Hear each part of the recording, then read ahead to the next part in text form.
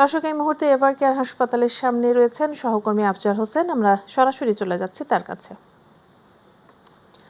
আফজাল, বেগম খালেদা জিয়ার চিকিৎসার সর্বশেষ কি তথ্য আপনার কাছে আছে, আমাদের বিস্তারিত জানান।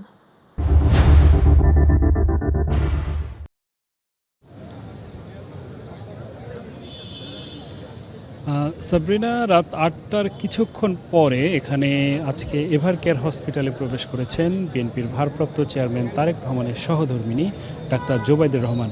তিনি এই মুহূর্তে হসপিটালের ভেতরে অবস্থান করছেন এবং এখানে যেই বেগম খালেদা জিয়ার চিকিৎসার জন্য যে মেডিকেল বোর্ড গঠন করা হয়েছে সেখানে তিনি বৈঠক করছেন সেই মেডিকেল বোর্ডে বলে আমাদের কাছে তথ্য রয়েছে। এবং এই মেডিকেল বোর্ডে এখন ভেতরে রয়েছেন দেশীয় চিকিৎসকদের পাশাপাশি চীনা চিকিৎসক দল এবং যুক্তরাজ্যের চিকিৎসক দল।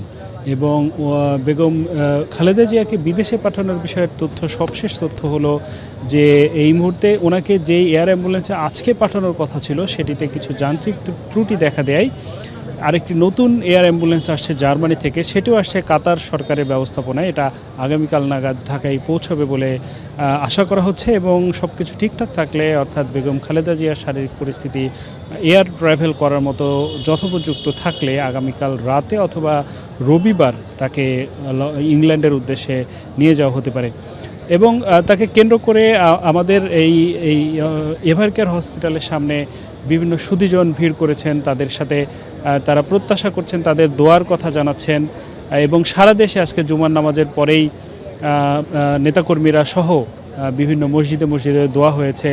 এবং বেগম জিয়া যেন দ্রুত সুস্থ হয়ে ওঠেন, তিনি যেন স্বাভাবিক রাজনৈতিক কর্মজীবনে ফিরে আসতে পারেন সেই প্রত্যাশা করা হচ্ছে, সেই দোয়া করা হচ্ছে।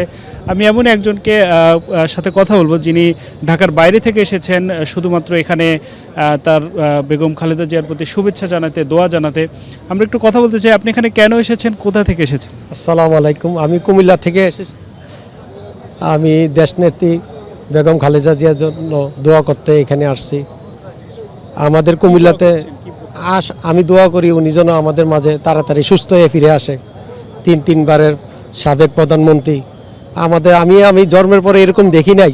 ওনার যে ভালোবাসা, ওনাদের কর্মীর ভালোবাসা সারা বাংলাদেশ বহির্বিশ্বে ওনার জন্য যেভাবে সবাই হাত তুলে দোয়া করতেছে, ইনশাল্লাহ আমি আশাবাদী আমাদের নেত্রী আমাদের মাঝে সুস্থ হয়ে আসবে ইনশাল্লাহ। আমাদের কুমিল্লাতে ওনার জন্য প্রতিদিন আমাদের পার্টি অফিসে প্রতিদিন কোরআন তেলাওয়াত হচ্ছে, দোয়া মাহফিল হচ্ছে।